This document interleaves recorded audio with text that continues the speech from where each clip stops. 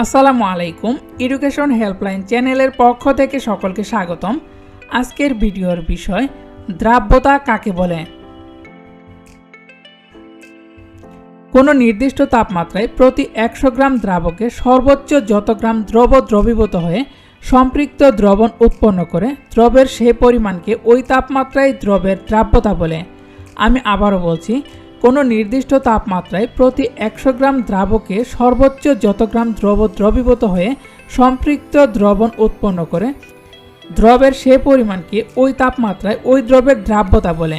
ভিডিওটি যদি আপনাদের কাছে একটুও ভালো লেগে থাকে তাহলে অবশ্যই ভিডিওটিতে একটি লাইক দিয়ে ইউটিউব চ্যানেলটি সাবস্ক্রাইব করে রাখবেন। তাহলে আমরা শিক্ষা সংক্রান্ত যে কোনো ধরনের ভিডিও আপলোড দিলে সাথে সাথে নোটিফিকেশন পেয়ে যাবেন। ধন্যবাদ সবাইকে, সকলেই ভালো থাকবেন। পরবর্তী কোনো ভিডিওতে দেখা হবে আপনাদের সাথে। আল্লাহ হাফেজ।